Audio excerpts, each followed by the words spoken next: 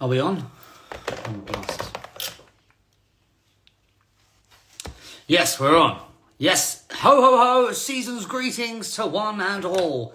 I hope we're feeling festive. We're literally like 8 hours away from Christmas, so I thought I'd just come and say hi and say thank you so much, really, to everyone and anyone that has followed the socials and, like, you know, spread the good vibe. I like to think we've done a lot of good this year.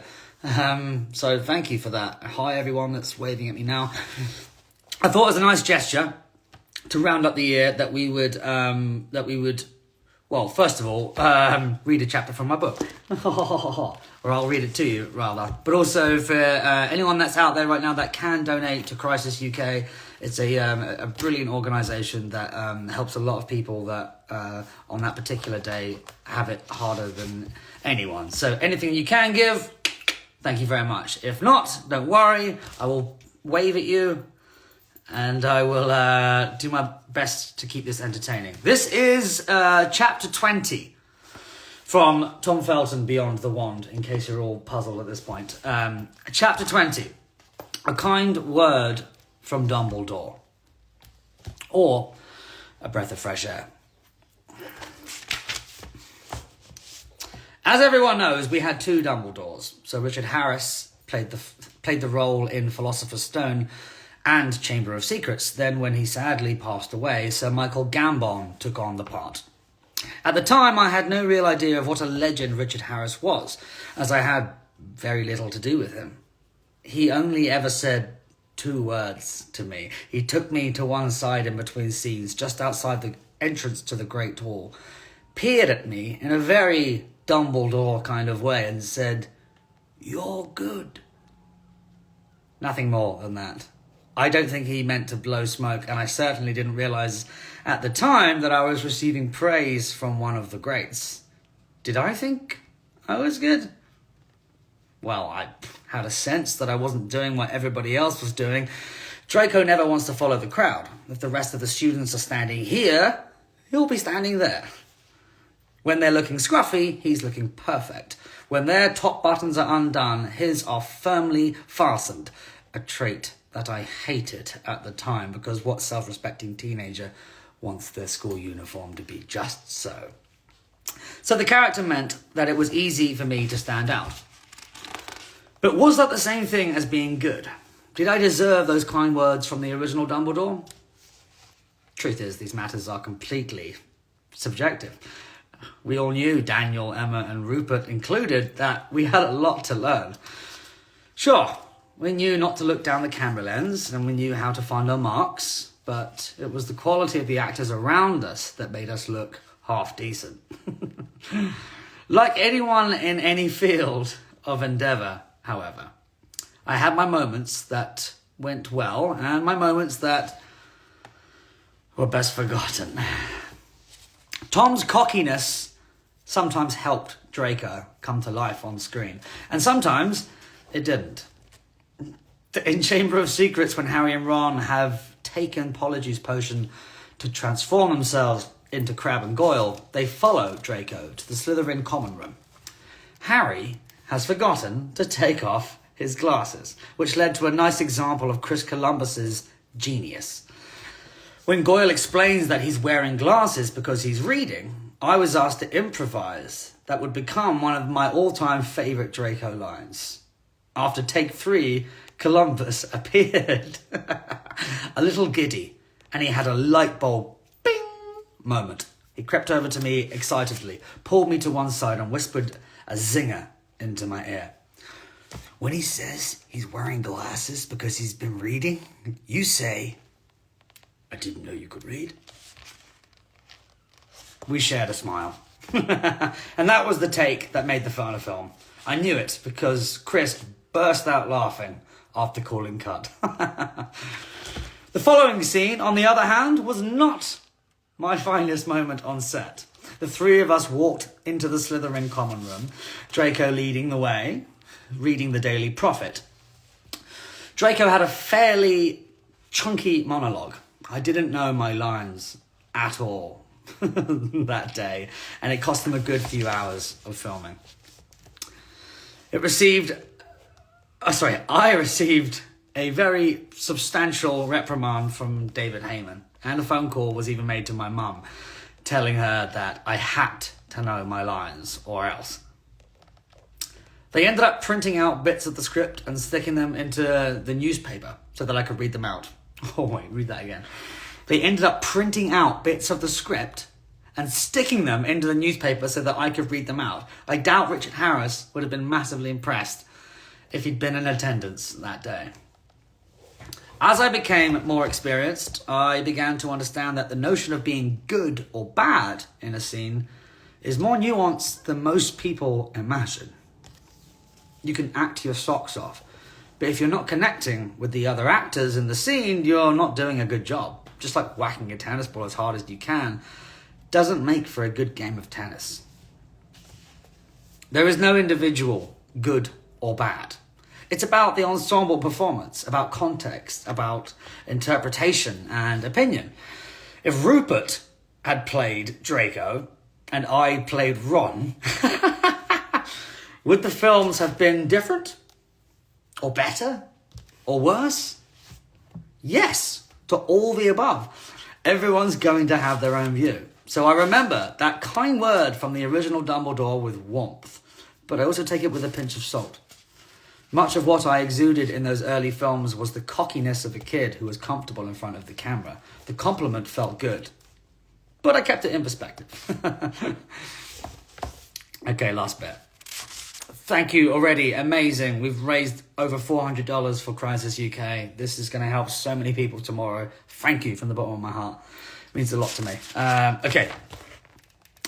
I had far more to do with our second Dumbledore than with our first. Richard Harris and Michael Gambon were very different characters in real life. Richard Harris reminded me of my grandpa in many ways. He had a warm, quiet wisdom about him, so well suited for the part he played. Michael Gambon was more of a showman. He might have played the old wizard, but he was very much a young boy at heart. He was self-deprecating, but was at that age and stature that he could say almost anything and get away with it. However outrageous. He loved a funny story or a quick joke, and I think that comes across in his interpretation of the character. He gave, in my opinion, an incredibly impressive performance, especially in Half-Blood Prince. Most of all, he was a lot of fun. One of the cardinal rules during filming was that you were never allowed to drive yourself to work. Physically drive yourself to work. I think there were insurance reasons for this, but much more importantly, the production people knew that half their cast would be late if they didn't have a driver sitting outside their front door at 6:30 every morning, ready to take them to work. Not what you want when you're trying to herd. Not what you want when you're trying to herd 30 people onto set at the same time. There's an exception to this rule, to every rule. However, in this case, Michael Gambon was it. He was a car guy. He had a brand new Audi R8 at one point, and later a Ferrari. He drove himself into work and parked the motor right outside door 5, which was just about the most inconvenient place to put it.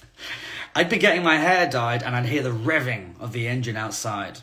You best believe I was up out of that seat and running outside to check out Gambon's car with a head full of peroxide and silver foil. Oh, it's terrifying. He used to let us kids sit in it. And although I'm sure he was breaking all manner of regulations, who was really going to argue with him? I mean, he's Dumbledore, after all. Gambon liked to play dumb. He would often put on a pretense of confusion. What scene are we doing, darling? Where are we? Which character am I again? But I'm sure he was largely winding people up. There were occasions where he had less than a complete grasp of his lines. They once had to be held up for him on massive boards behind the camera, which made me feel a little better about my own occasional shakiness in that respect. It didn't mean that he wasn't taken very seriously. He was. and particularly by me, when the time came for us to shoot what was perhaps Draco's most significant and memorable scene, atop the lightning-struck tower in Half-Blood Prince. There were quite a few scenes in that film with Draco and just adults, and this was the biggest of them. Draco has Dumbledore at one point and is summoning the courage to carry out Voldemort's instruction to kill the headmaster. I wasn't exactly nervous about shooting that scene. I was excited. But I knew that this was the moment. I was used to coming into rehearsals with all the other kids, but I'd never been asked to rehearse by myself before. That changed for this scene, and I revelled in it. So much of my previous direction had been limited to loiter in the corner and look pissed off, or watch the tennis ball and imagine it's a dragon. It felt good finally to have a significant moment in the film, a piece that I could really put my mind to. So I rehearsed it well, and I knew my lines backwards. The big day arrived, and for some reason, despite my preparation, I kept stumbling over a particular line. And it's a strange thing, because once you go down that particular rabbit hole, it's difficult to scramble back up. A little voice just starts nagging in your head. You know these lines. You were awake all night reciting them. Why can't you get it right? And once that voice starts nagging, there's no turning back. It's a bit like corpsing on set. We did 3 or 4 takes, maybe more, and on each occasion I messed it up. They called for a break, and Gambon magicked up a cigarette from out of his beard. He and I often to be found outside the stage that housed the astronomy tower, having a breath of fresh air, as we referred to it. There would be painters and plasterers and chippies and sparks, and among them all would be me and Dumbledore having a crafty cigarette. Breath of fresh air, old chap, he suggested. We stepped outside, Gambon in his robes and the beard sock he wore, mostly to keep it straight, but partly out of fear that he'd set it alight with his cigarette. Me in my full black suit. We lit up, took a few puffs, and then I apologised. I'm sorry, Michael. I do know the lines. I don't know why I keep messing it up. I'm just a bit all over the shop right now. He kindly waved my apology away, but I was on edge, and the apologies kept coming. I don't know what's wrong with me. Whether I tried to do, I don't know why I can't get the lines like straight. I know them from a. So he smiled, and he said, "Dear boy, do you have any idea how much they pay me per day? At this rate, if you keep fucking it up, I'll have a new Ferrari by next week." He was absolutely deadpan. Said it like, "Dear boy, do you have any idea how much they pay me per week? At this rate, if you keep fucking it up, I'll have a new Ferrari by next week." No hint of a joke. You keep doing what you're doing, son. Did he say that to calm my nerves? I don't know. But I do know that I instantly felt the pressure lift. We went back onto the set, and from that moment, everything went swimmingly. Oh, that's fun. That's fun. All right, guys, there it is. Beyond the Wand, Tom Felton.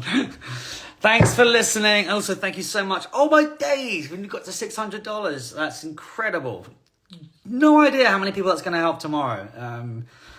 So, mate, that's, I'm over the moon about that. Thank you so much. That's made my Christmas already. We're nearly at 600. Come on, guys. Thank you. Thank you. Love you all. Merry Christmas. Thank you so much for all your support. Thank you. Yes, we're going into Christmas now too. Yeah, 22.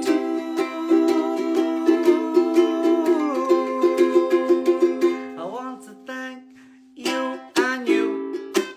Yes, and you and you and you and you. Yeah. Santa baby. Thank you very much, guys. Happy Christmas, and I'll see you in the new year. Peace.